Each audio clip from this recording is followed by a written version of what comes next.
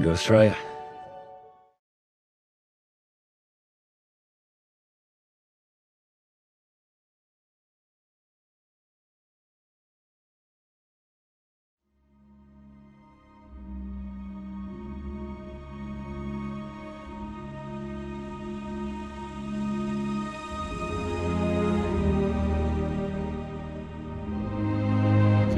I'm down here at the historic Rocks area of Sydney, and behind me is the iconic 1888 wool store. And it's a famous heritage wool store that was used for depositing wool, which has now been converted into a luxury hotel. Now this area around here in the Rocks is full of these old wool stores, and it's where the precious cargo of wool was actually stored until it was loaded onto the tall ships back at the turn of the century before they sailed off to the old world and the markets of Europe. This is the story of wool.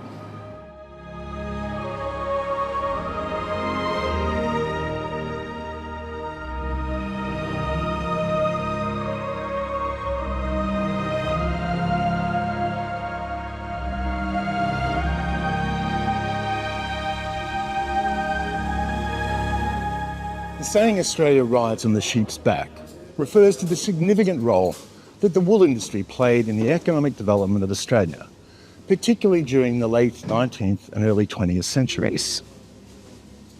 It signifies the importance of sheep and the wool industry as the backbone of Australia's initial prosperity and economic growth during that period. Systematic crossbreeding produced the Australian merino, a very hardy sheep, carrying an exceptionally heavy fleece of wool of superb quality. More than 1/4 of the total wool of the world is produced in Australia under natural conditions. My name is Patty Huntington. You obviously know that, but I'm a Sydney-based fashion journalist. I'm the Features and Fashion News Director for Harper's Bazaar Australia, the Australian correspondent for Women's Wear Daily, and I do a lot of talking about fashion on the ABC, on ABC television and radio, so it's kind of keeps me busy, yeah. Australia was built on the sheep's back. Yeah, look, incredible. I mean, we are this country on the other side of the world, 25 billion people now. I mean, these sheep that came here were originally from Spain, the merino breed, and then they were hybridized and stuff.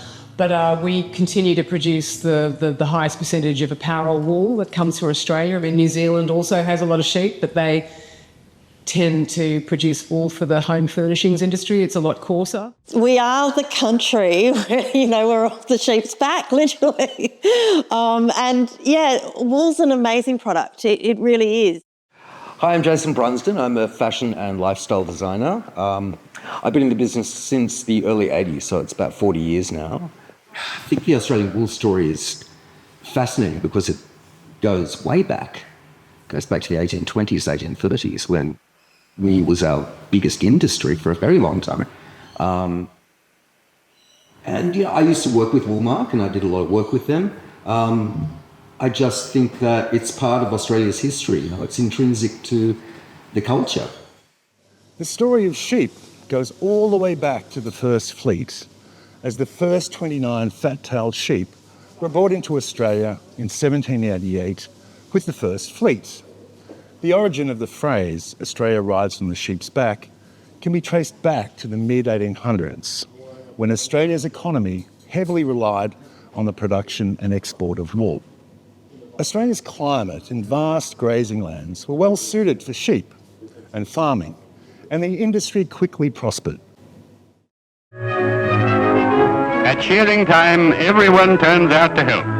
Sons and daughters, wives, neighbours, all hands and the cook.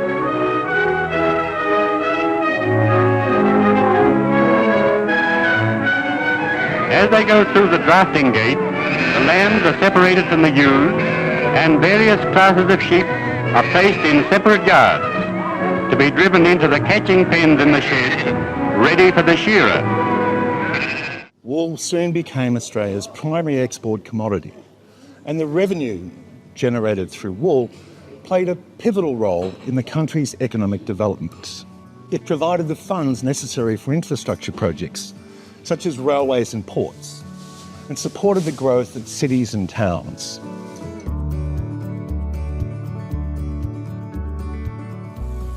Australia riding on the sheep's back encapsulates the pivotal role that wool exports played in shaping the nation's economy and setting the stage for the emergence of a thriving garment industry. Australia's colonial history, marked by British settlement in the late 18th centuries, laid the foundation for the wool industry. The introduction of merino sheep, bred for their wool, revolutionised the Australian agricultural landscape. The harsh Australian climate and the vast expanses of land were ideally suited for sheep farming, leading to the rapid expansion of the industry. The wool industry quickly became an economic backbone of Australia, providing a regular and reliable income stream, fostering the growth of related sectors. My name is Catherine Veltman and I am the Global Project Manager for the International Woolmark Prize at the Woolmark Company.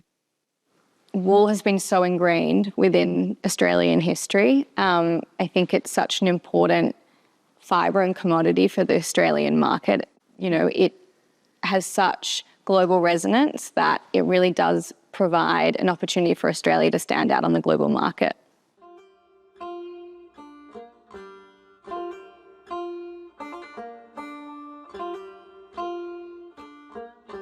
The early 19th century witnessed a significant increase in the number of sheep in Australia. And this expansion was fuelled by several factors, including the aforesaid favourable climatic conditions, the availability of vast grazing lands, and the advancements in breeding techniques. John MacArthur, often referred to as the father of the Australian wool industry, played a pivotal role in introducing merino sheep and improving the wool quality through selective breedings. There's nothing else like wool out there that can be so amazing for the environment and has the most amazing eco-credential. It's sustainable, it's organic, it's natural, and it's biodegradable. And moving forward with the way the world's going, I think we need to start to learn more about buying for longevity and not landfill. My name's Georgie Wallace and our property here is called Trefusis. I've always had a great passion for merino sheep and their wool. I think wool is such a wonderful, versatile, sustainable and clean green fibre. So I think it has a really bright future. We're in the spotlight of the world now, so we've got to be putting our best foot forward and seeing that we are doing something positive.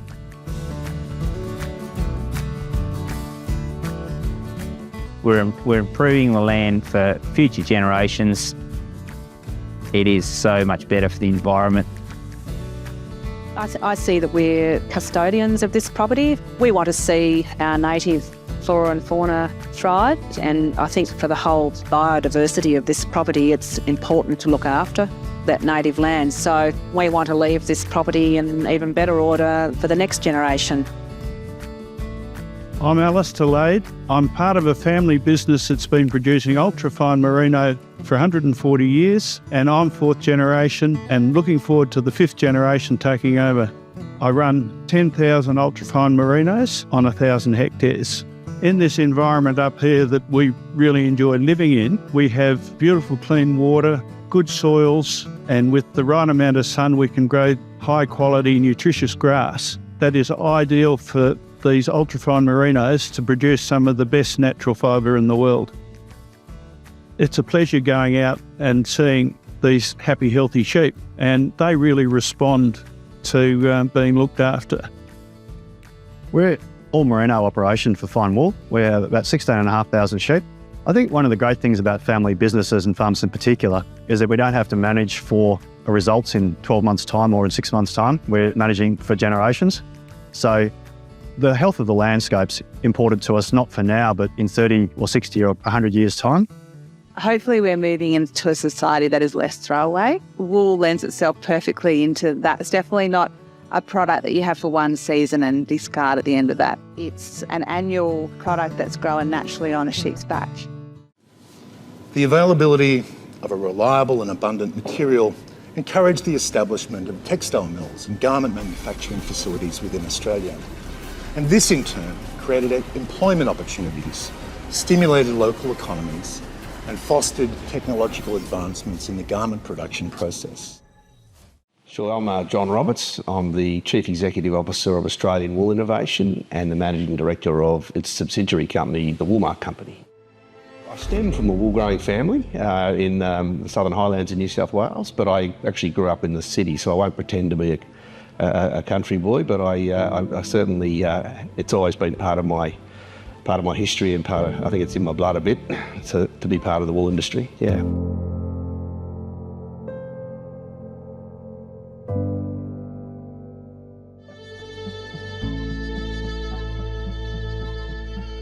A month in my diary is, it's quite diverse. I got everything from standing in a paddock with wool growers talking about fly strike or worm prevention to the other end of the supply chain of the International Woolmark Prize in Paris, for example. So, and everything else in between. It's a privilege to do the job. Riding on the sheep's back is, I think people of my generation and older, grew up listening to that phrase, and it was true. I think when the wool industry started in Australia, once it really started to hit its straps, and we got to 170 million sheep in Australia. It was the economy was very much dependent upon the scale of the Australian wool industry, and certainly through two wars and the Korean War as well. I think wool was a key part of a key export. And it was a huge form of revenue for Australia. So I think a lot of that's probably lost on subsequent generations. That said, it's still a hugely significant industry for Australia. Today, wool still accounts for about $3.5 to $4 billion in exports for Australia, for the Australian economy. It's a lot less than it used to be in terms of volumes, but the prices have actually come up quite a lot. So in terms of dollars, it's still quite a significant export. I think the wool industry in Australia is one that a lot of people don't realise how important it is. The significance of the amount of wool that we export to Europe and to China, the amount of business that we do with, all of those Italian fabric mills, and for any guy or girl who's bought a suit and has flicked through, all of those beautiful fabric swatches, and we all want an Italian fabric. In fact, most of that's made from Australian wool. It's an extraordinary business, and I think that more power to the growers, and I hope that, as time goes forward, they get a larger piece of the pie, because otherwise it's not sustainable. I think what's so amazing about the wool business and the wool fibre, it's a miracle fibre. It comes from sunshine, grass and rain, and these incredible animals produce this beautiful fibre, which is so versatile. I mean, this fibre, it has the most perfect drape, the most beautiful silhouettes, the most perfect handle. It's technical, it's functional, it has moisture management, odour management, shape retention, and all these things that people try to replicate it in the laboratory and they simply can't. So I think that's the miracle of the fibre, plus the fact that it is also now one of the most sustainable fibres on the planet, which I think we've probably not spoken enough about in the past. So the thing about wool that is so amazing is just its diversity. Everyone can find a connection with wool, but the way you use wool can be interpreted in so many different ways. Whether you're looking at it from a traditional sense in terms of tailoring and knitwear, but then you've got a lot of designers coming and looking at wool from a new perspective, from performance, and really tapping into those qualities that make it stand out. And then you also have all of its natural benefits. The fact that wool is natural, renewable, biodegradable. It's the most recycled apparel fibre in the world. Just lends itself so nicely to the way the industry is going. People want to find those alternatives that are going to be gentler on the environment, and we'll definitely provide that.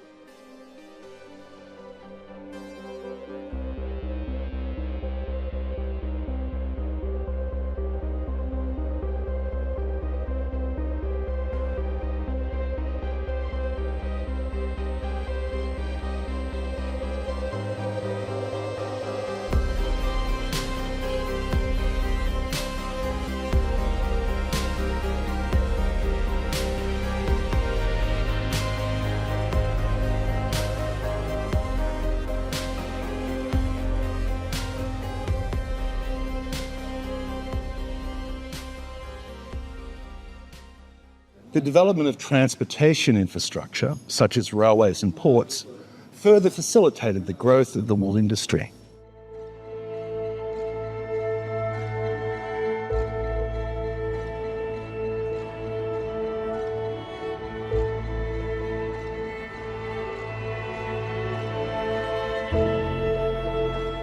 And this allowed for the efficient transportation of wool from remote rural areas to urban centres, both within Australia and international export.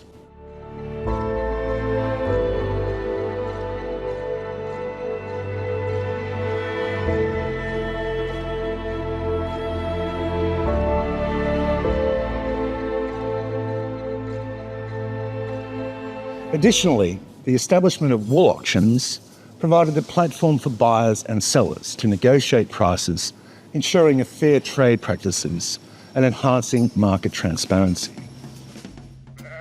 Australia's abundant wool supply soon captured the attention of the international garment industry. The superior quality of Australian wool, particularly our merino wool, made it a highly sought-after textile for manufacturers worldwide.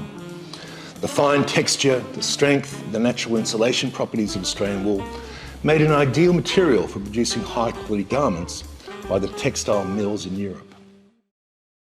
As the demand for Australian wool increased, so did the export volumes. Wool shipments were primarily destined for the textile manufacturing hubs in Europe, particularly in Britain, where the Industrial Revolution was in full swing. The Australian wool industry played a crucial role in providing a reliable and sustainable source of raw materials to support the growing textile industry, contributing to significantly the economic development of both Australia and the importing nations. The export of wool provided Australia with valuable foreign exchange earnings, enabling the country to import machinery, technology, and other goods for industrialisation. And this economic growth, driven by the wool industry, laid the foundation for the emergence of a domestic garment manufacturing sector in Australia. The Australian garment industry emerged as a normal progression from the wool industry. Initially, the focus was on producing woolen garments, such as sweaters and blankets and coats, capitalising on the unique properties of Australian wool. Furthermore, the wool industry's impact extended beyond economic factors. It shaped Australia's identity and cultural heritage. The image of the rugged Australian sheep stations and the iconic Australian stockman became synonymous with the country's national identity and character. The wool industry became ingrained into the image of the nation's psyche, just like the American cowboy, serving as a symbol of resilience, hard work, and resourcefulness. The cowboy can come from anywhere. And we have this wonderful, heritage with the wool. It's now called, the International Woolmark Prize, but it was originally the Wool Secretariat Board, Isogawa and Karl Lagerfeld won in, I think it's 1954. So, it's an incredible story, and we have this connection to the fashion industry via this amazing fibre. I've been involved with Woolmark, I guess, probably through my whole career somewhere or another. What I love about fashion is the craft. It's not necessarily just, a look or a show. That's motivating as well to get a look and sort of realise it, but it's the craftsmanship of actually being able to drape a piece of fabric, work with beautiful quality fabrics and come up with a story.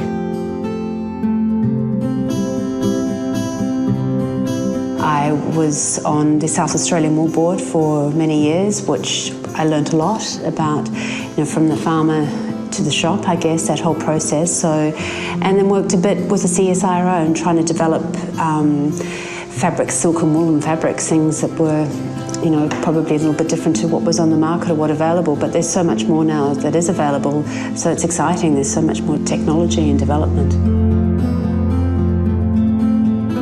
I used a lot of merino wool in my last collection in Paris, and I mixed it with a lot of lace because I love the idea of, even with what I do now, mixing different textures and fabrics together, and also, using a lot of pleating and silk doesn't pleat, whereas wool does. So it's quite interesting to experiment with different fabrics together because you get very different effects than when you wash things afterwards. And so the last collection was not necessarily intentional just to use wool, it was because it was a great fabric to use. With what I do, I'm a luxury company that uses very good quality fabric, so if I choose to work with wool, it's going to be a good quality fabric, and it's natural and it breathes and it does so many more things than man-made fibres could do. I think the wool industry in Australia, it's like New Zealand. It's incredibly important to both, countries. But it's something that I see now, the Wool Board has definitely taken a different direction in its marketing, and they have international competitions of which Australia is very strong and supports.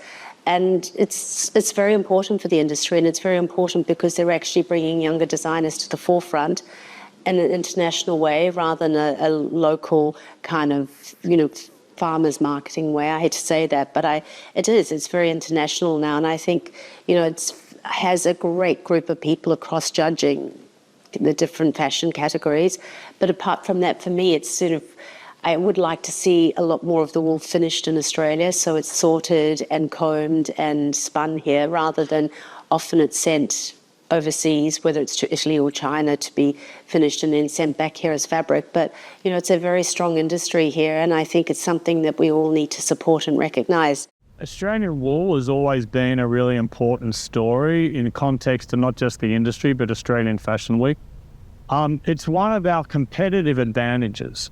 The fine micron merino wool that Australia produces is one of the best raw materials for fashion to be found anywhere in the world. And the ultimate is Australian designers using their own raw materials as a competitive advantage and taking that to the world. We wanted to encourage as much as possible for Australian designers to focus on wool. So we had a very close association with the Australian Woolmark Company. They became a sponsor of the event in the early days and were very supportive. And our work together was encouraging more and more Australian designers to embrace the opportunity with wool and the innovation that was being developed to be used in different sort of knitted and fibres. So everyone from Dion Lee to Carla Zampatti to everyone, Sass and Bide, really got involved in working with the wool program, which was fantastic. And this has become a global phenomenon now. It was initially launched back in, I think, the early 60s when Karl Lagerfeld, in fact, won the International Woolmark Prize. And then it was reinvented by the Woolmark Company a number of years later. We got heavily involved in helping to establish that in Australia and various parts around the world. And myself and my wife Kirsten were involved in judging that for many years. And as a continuation of the story of wool, and that is to be able to influence designers to use what is the most sustainable, most beautiful resource in the world to use. So the ultimate is Australian designers using Australian wool, and Australian Fashion Week always had a role in promoting that association. The ultimate goal of the prize is to educate these designers on the benefits of using wool, provide them with the resources they need to integrate it into their business models, and then ultimately have them as lifelong wool advocates so that they can really embed it into their business models and show consumers how amazing it is.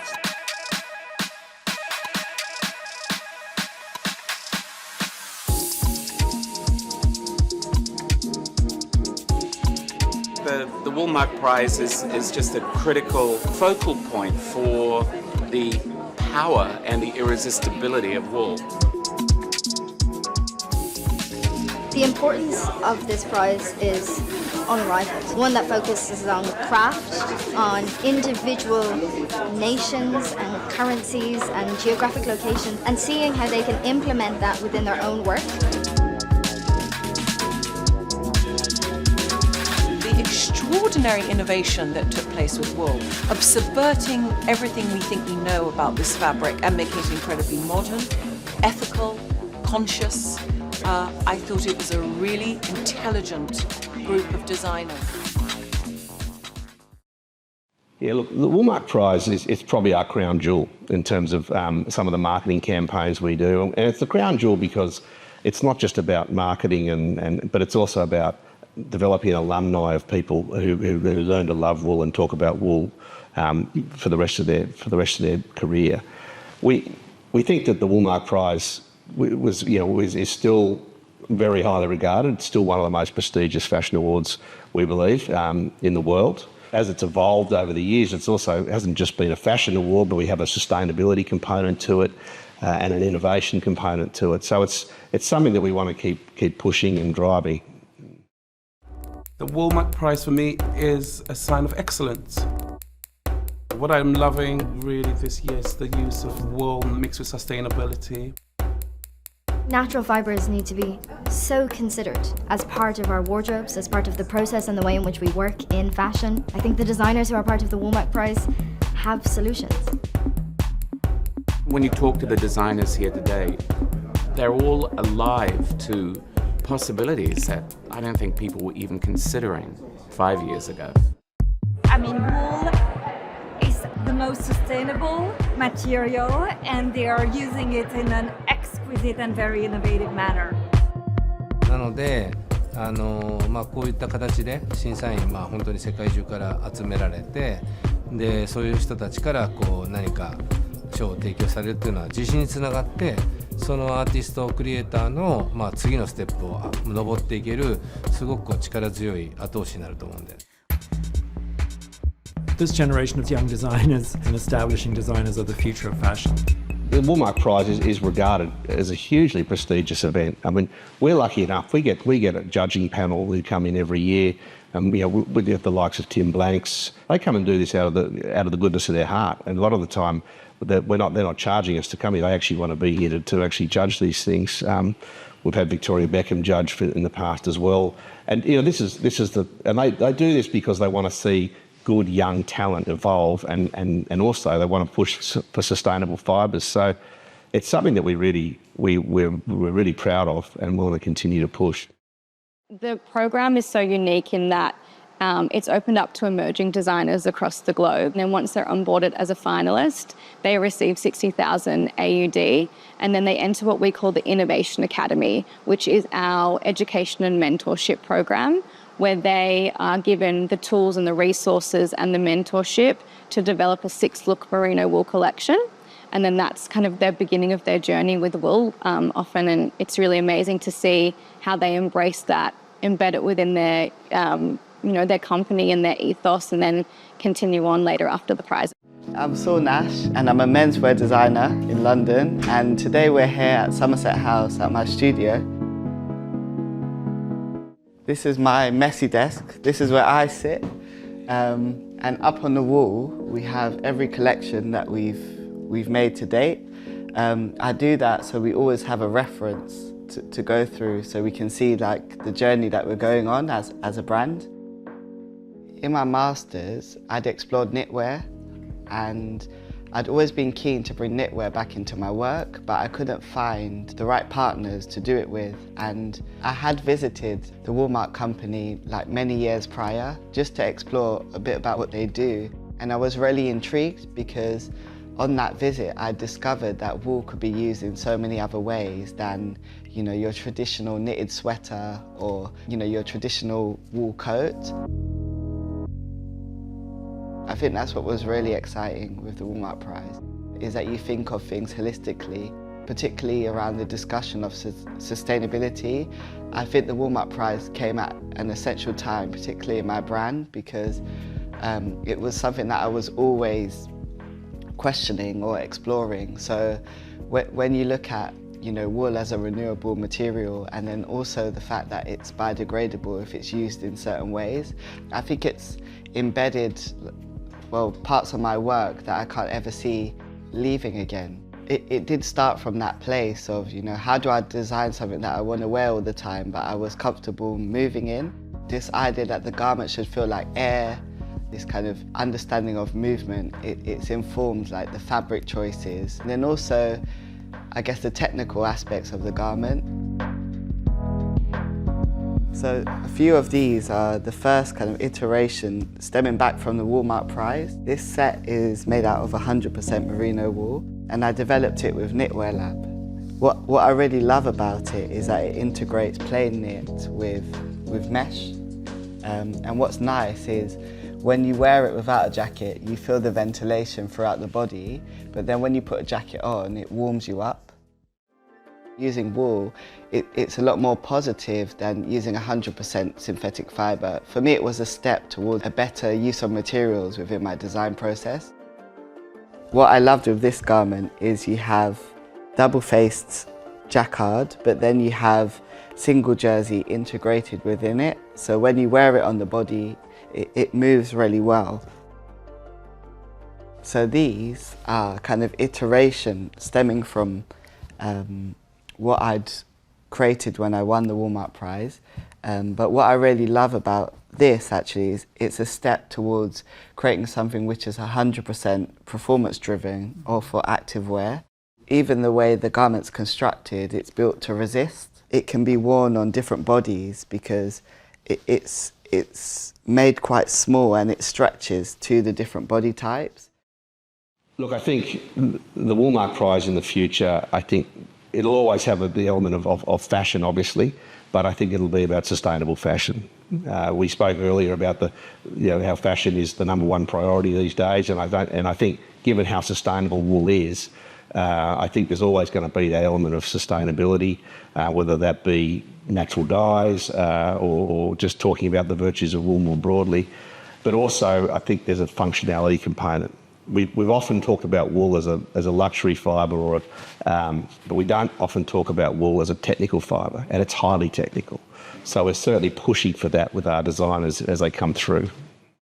So the finalists over the years have been so diverse. So obviously starting back in the 1950s with Karl Lagerfeld, Yves Saint Laurent. Since then we've had the likes of Edward Crutchley, who won. He was actually the first finalist ever to have a double win. He won the menswear and the Innovation Award back in 2019. And then he went on to work at Dior following that. We had Gabriella Hearst win the women's wear category a few years ago and then went on to work at Chloe. We've had more recently Sol Nash, who is one of a UK performance wear designer. And I mean, he's doing the most incredible things. We actually just launched a ski-inspired athleisure wear collection with him. We've had the likes of Collavos from the US. We've had Christopher Bevins from the US. He was the first person to win the Innovation Award. We've had Bodice from India, who was absolutely incredible. Rahul Mishra, who won in 2014. And, I think he's one of the most incredible winners we've ever had. He so consistently uses wool and pushes the boundaries of wool, collection to collection, that he's such an incredible alumni member to have. The winner is Rahul Mishra. I must have pinched myself more than 100 times so far. I'm still sinking in the feeling. I'm still feeling as I'm dreaming. It has been one of the biggest dreams I ever had in my life. It's going to create such a huge motivation within a country of millions that you believe in your own roots and think about universe. Like, look really far in past and create something for the future. It makes me so much emotional right now when I'm here actually touching it, feeling how it is produced, and I've worked with this fiber for such a long time, and very honestly this fiber has kind of given me so much. I'm able to express myself really well when I work with wool, with merino especially. The entire inspiration of this collection also started with this story of wool or story of merino, and how something which is so sustainable starts from farm, goes to highest in fashion. Like, this is what kind of amazes me when I see something which is being produced on a farm level, on such a green platform, goes to probably Manhattan in New York, most artificial city humans have ever built. Because of the incredible source, that entire field is maintained. That's what I'm saying, this fiber has got a life of its own, and that life is still exists. So this is where we started weaving it in one of the weaving villages in India. Again, this is also kind of sustainable model. Then we have got group of weavers who weave with hand. Like this guy who has woven it, he has been weaving it for more than 10 generations, have gone into weaving the fabric. And this is more than 90% merino wool. This is what is an amazing technique. Like he would literally lift every yarn and insert this extra weft, which is here. This makes it amazing. Created this embroidery, again with 100% merino wool yarn. But embroidery never felt so soft, ever. Like this really feels amazingly soft.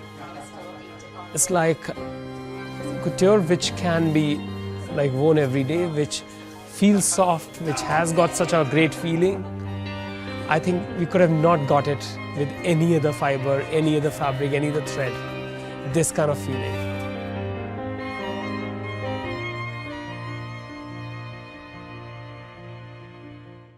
Yes, we've had a few Australians in the mix. So from an Australian perspective, our finalists have included Dion Lee, Albus Lumen, Christopher Esba, McGraw, Bianca Spender. Most recently, we had Jordan Duller a few years ago as a finalist. So there's definitely been some strong Australian finalists in the mix. The last International Woolmark Prize final was in Paris, so we took it back to its roots. It first started in Paris in the 1950s, so it was very exciting to go back there in May 2023.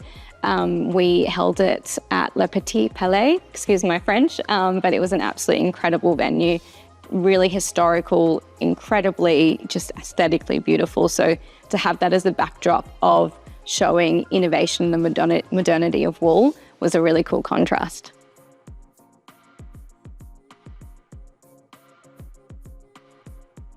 Our most recent winner was Lagos Space Program from Nigeria, who won the International Woolmark Prize, and then Aroga Ho from Copenhagen won our Karl Lagerfeld Award for Innovation. You know, I always find it really interesting to see how the winners and the finalists reflect what's happening in the world, and I think with this most recent batch of finalists, you really saw that post-COVID casualisation trend come through. They were very much designing for versatility and for looks and garments that a consumer can mix and match and use in their everyday life, and then, you know, for more special occasions as well. So Lagos Space Program was very much focused on incredible tailoring and shirting, amazing Nigerian heritage and the different dye techniques that their culture uses, which was just beautiful to see. And then Aroga Hove, on the other hand, was very focused on knitwear and pushing the boundaries of knitwear within her current business model. So she worked with a lot of our trade partners to reinvent how you approach knitwear within a collection.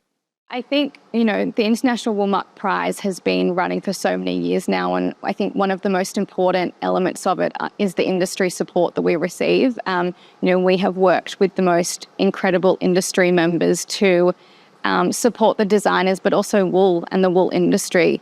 You know, these judges that come on board every year, whether that be Tim Blanks from Business of Fashion, Corinne Whitefield from CR Fashion Book, Edward Enenfield, who is with Vogue, these amazing figureheads who come on often free of charge. They're offering their time and their wisdom to the prize and to the designers to really amplify wool on a global scale. And I think their passion for wool is what makes it so amazing. You know, we've got all these people coming together from different disciplines within the industry, but they all believe in wool, which is a really amazing thing to see. Well, the International Woolmark Prize is something that goes way back. The brands that we've worked with over the years, such as Vivienne Westwood, Victoria Beckham. And I think that Woolmark are doing a wonderful thing supporting young designers, and not just from Britain or Europe. This is the whole world. We have people from Australia, China, Japan, and that's great to treat the world as one. Donatella Versace, all of these designers, they believe in wool as well, and they work with wool in their own capacity. So when they then come on board to support the prize, it's such a natural fit, and they're incredible ambassadors to have for the fibre.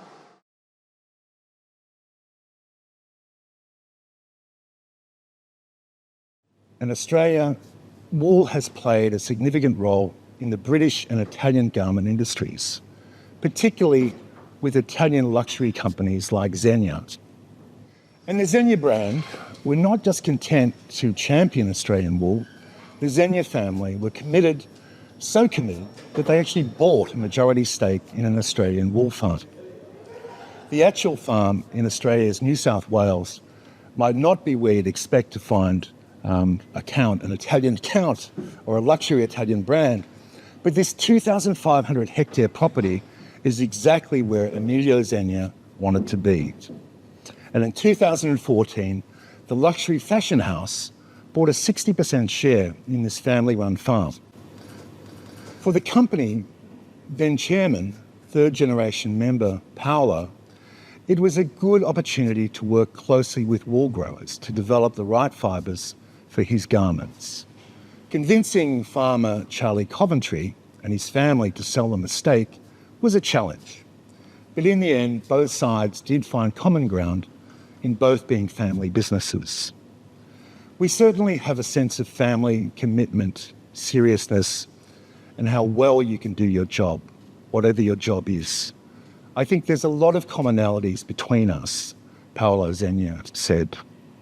And for Emilio Zegna, the purchase completed the cycle of full integration, widely referred to internally as a business that goes from sheep to shop. And in Australia's digital age, however, that endpoint is also way much more on the screen. So it's important to connect to a new generation of digital savvy customers.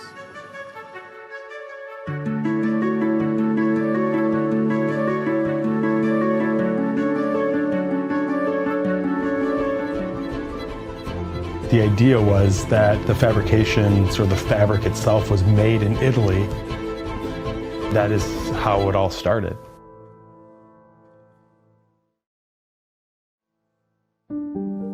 It all started with great fabrics. The idea was to take away that business that Great Britain had had forever on having the highest quality fabrications in the world. It just goes to show how much they care, and that care came way back when they first started creating fabrics, and the details that were put into small mini books describing every little particle and detail within the fabrication that created what you see today. The Zegna family has always been innovative. In 1963, they decided to collaborate with farmers and create the Zegna Trophy. This giving the opportunity for a farmer to win a prize, but also create something that is probably better than something that's ever been created, and share that information with all other farmers. And since then, Zegna has given away many trophies to different farmers, one being Australia, where they have the Golden Fleece, which is like the paramount of sheep's wool, creating one of the finest merino wools in the world. Over the decades, they've come all the way to the Centennial Award, which has created something that was a little bit bigger than 11 micron thick wool, which is surreal. And they've only been able to create, I think, 200 meters of that wool. So this is something that Zegna has done to be not only the best merchant, retailer, and supplier of suits, but somebody who can create the best fabrics still in the world. Italian mills have long been recognised for their expertise in textile production and garment manufacturing. The use of premium materials is a critical factor in their ability to create high-quality fabrics. And Australian fine wool, renowned for its exceptional quality, has been highly sought after by Italian mills for many decades. Italian mills including those associated with prestige brands like Xenia, have long established partnerships with Australian wool producers. And these collaborations ensured a consistent supply of high quality wool, which formed the foundation of these luxurious fabrics produced in these famed Italian mills. The unique characteristics of the Australian wool, such as its softness, its durability, its versatility, made it an ideal material for the creation of elegant and refined garments. I mean, the Italians love Australian wool, which is great because we know Italians like the finer things in life. You know, they are always looking for the most premium option, whether it's clothing, apparel and fibres, or it's what they eat or what they drink, as we were saying before. So I think the fact that they discovered Australian merino wool so many years ago and have embedded it within their industry really shows that it is one of the best fibres on the planet. They adopted it so long ago from a very traditional sense within their tailoring and their knitwear, and you can see that through a lot of our partners, as you said, Xenia or Benetton. You know, they're long-standing partners of the Woolmark company, and they continue to use wool season on season just because it's unbeatable. They love the qualities that it provides, and their consumers love it too.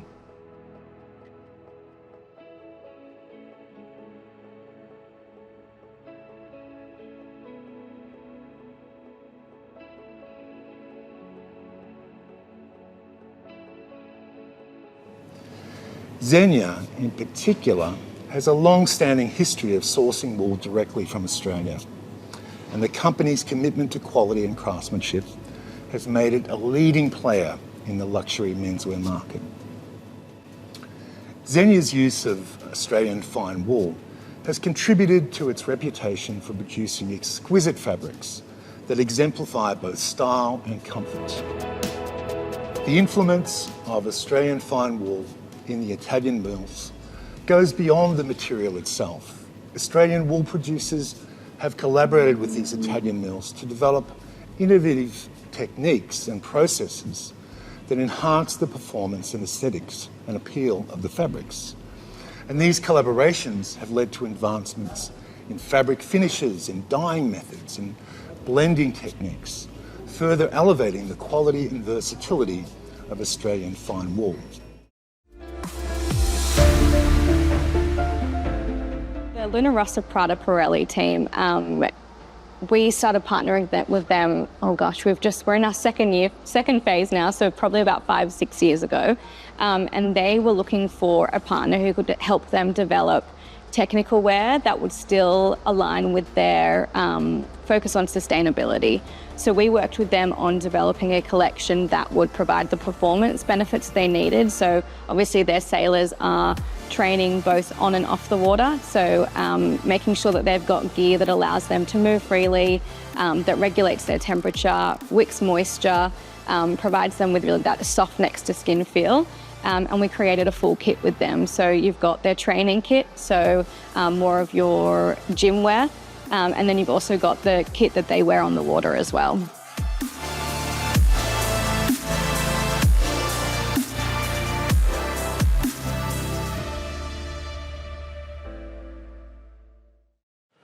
The attraction for Prada for wool, I think, has evolved over time. I mean, previously it was all about what we stood for in terms of quality, in terms of a luxurious, glamorous, perfectly good fibre with beautiful drape.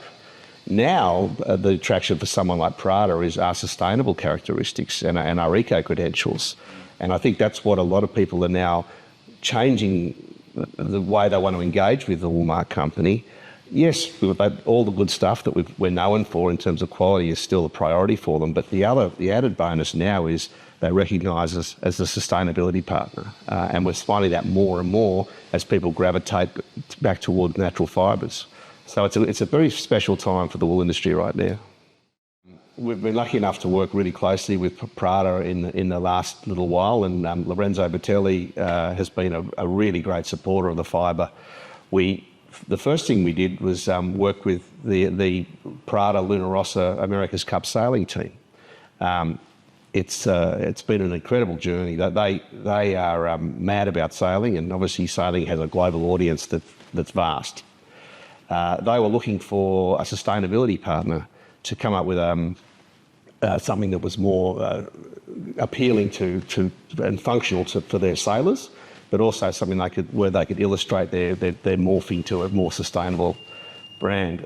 So we worked with the Prada team to come up with some technical outfits to wear it, not just for outer shell, for water repellent, base layer for working out and doing the grinders and everything else that these sailors do.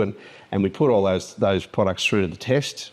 We outfitted them all. They became huge advocates for those outfits. One, because they don't put microplastics into the ocean, which they adore. And two, because they really love the functionality of it. And then after that, from there, we've been lucky enough to do a capsule collection with Prada as they look to sort of move towards a more sustainable image. And we're lucky enough that they're working with us to be that partner. But it isn't just the Italians who have a thing for the romance and power of Australian wools.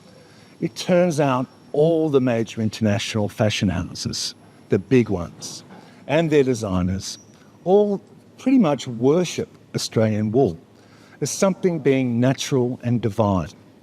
And this fascination is shared by many artists and designers around the world who romance both the wool and also the Australian outback farms where it comes from.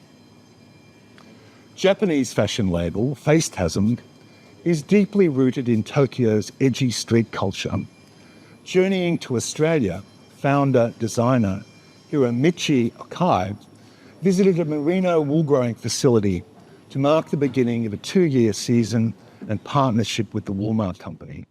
広大で視野が広いというか、空間が広いというか、ちょっと抜けてる感覚で、やっぱりちょっとレベルが違う。僕は見たことなかったですね。あそこまで壮大な感じの自然というもの。Look, Japan's a wonderful market. Obviously, you know that it's a leading fashion market.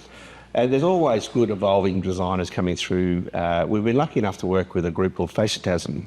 And the young designer there, he came out a couple of years ago now, and we did a lovely capsule collection with him, beautiful collection. And part of that was him coming out and doing some videography on Australian farms, looking at shearing, touching sheep. And it was a beautiful piece of videography, which he was emotionally very moved by that whole product. And I think the wool growers who he came and saw were one, just appreciative that someone had come and taken an interest in their fibre and where it had come from. So it was a lovely meeting of two, you know, extreme ends of the supply chain. 感じたことのない自然だったなっていうのは本当に実感しましたね。感じれてよかったです。やはり最初牧場の方に行かせていただいて。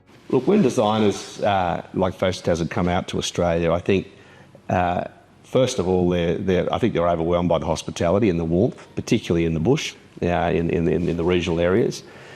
And the thing that probably really strikes them is the vastness of it, the open spaces, and almost the lawlessness of it. I think for them is a bit overwhelming. So I think that it takes them a few days to come to terms with that, and then to actually see the animals, which you're not going to see an animal in Roppongi.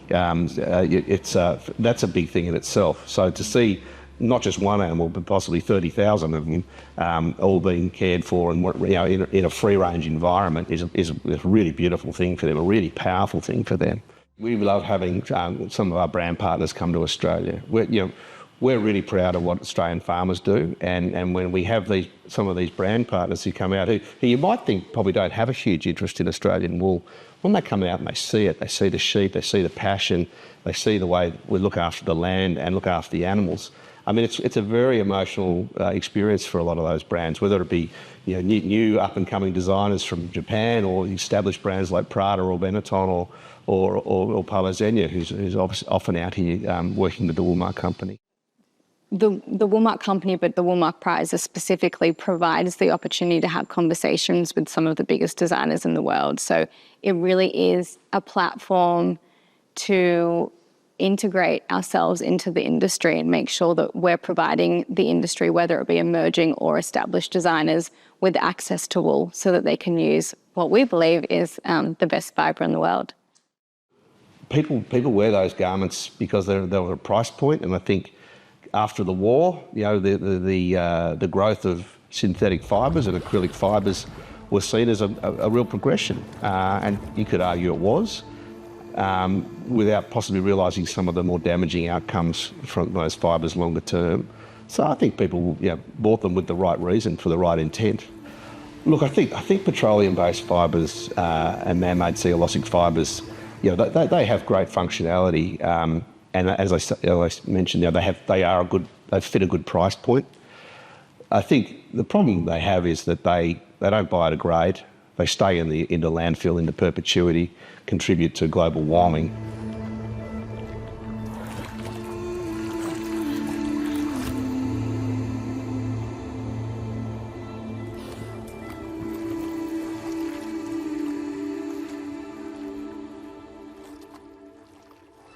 Process with man-made fibres is, in terms of the lifetime of the garment, it's a cheap price point, so it's often just used and then sold, and then another one is bought. So it sort of adds to this vast consumerism that seems to be happening. So look, a lot of those garments they need to be washed a lot. Their odour management's not there. There's a lot of components to them that are what we would say is not sustainable. They also shed microplastics into the ocean, which is a growing concern. So then we all end up eating those microplastics and ingest those things. So I think there's a bit of a reckoning happening in terms of consumer priorities, and consumers are becoming label turners in a lot of respects. So it's making it a bit more difficult for those fibres. There is a huge increase in synthetics in the market at the moment, and one of our key roles is to help educate designers on why they should be choosing natural fibres, and more specifically wool. Synthetics have incredible qualities, but the fact is that they often don't last as long. When you compare synthetic fibres, for example, to a natural fibre such as wool, you really need to think about the qualities of the fabric and the garment itself. Wool has a longer lifetime. It is, as I said earlier, the most recycled apparel fibre on the world, meaning that the cost per wear is lower. So it's all about that buying less, buying better, and investing in quality, as opposed to, if you're looking at a garment that's perhaps made of a synthetic fibre, it's cheaper, which meaning it won't last as long. You're going to have to, for example, throw it out after a season or two, and it's not going to have that longevity within your wardrobe. Wool has been very important to Australia because, obviously, from a financial point of view, and yes, it's a huge industry and it's a very long-term industry, but it's also, we export some of the best wool in the world to get made into some of the best fabrics in the world, and then we purchase them back. So it seems ludicrous to me that that's the situation we're in, but we are. And Australian wool is known because it's fine, so it can be made into beautiful suiting and fabrics, but it isn't done here. So for us, it's the ability to support Australian as much as we can. So we buy Australian wool and use the Woolmark emblem when we can. But I feel as though it's an industry that absolutely needs to be supported. So my name is Leila Naja Hibri, and I'm the CEO of the Australian Fashion Council. I grew up in Beirut in Lebanon, and I came to Australia in 1990 to study economics and accounting, or to continue studying economics and accounting at Sydney University. And I've been here more or less since then, so for over 30 years. It's, I think, a ridiculous paradox that we are one of the biggest producers of fibre, wool and cotton, the most beautiful fibre, natural fibre in the world, yet we export it for spinning and ginning and all the add value processes. That's not even to talk about the textile manufacturing and the making of clothing. So one of the AFC's pillars is to actually look at how can we, I use the word right-shoring, it's a common word in the transformational side of fashion and fashion industry. And what that means is, what can we bring back to Australia that we can compete on. And we can't compete when it comes to labor, because we don't want to compete with that, because as you know, there are countries that are really they're paying pittance to laborers. But what we can compete on is innovation and technology. And so that's an area that if we actually incorporate innovation technology into our system, whether it is, in the case of value adding to raw materials, or actually, making textiles and making clothing, then we have a real chance. But I don't know if you know this, that one of the main reasons we don't spin, for example, cotton here or wool is not labor, it's actually the cost of energy. So Australia, one of the most natural energy kind of rich countries in the world, like using that energy is too expensive for local manufacturing. So we send it overseas to make it overseas. It's crazy. Look, in my dreams, the ideal wool story by 2030 is that Australian wool growers are recognised for all the good work they do. The fibre itself is recognised as the most natural, sustainable, biodegradable, circular fibre that it is. And the consumer priorities are very much centred towards that fibre. I think that's really important for us, and I think it's important for the planet. Look, I'd love the viewers of this program to sort of have an appreciation for wool and also natural fibres more broadly. I'd like consumers to think more about what they're buying, what they're putting on their bodies. Turn the label, have a look what's going into your product, and think beyond price, and think and look and think about its impact, and also how long it might last. And I think that's it's a really important thing in the future, to be a much more mindful consumer.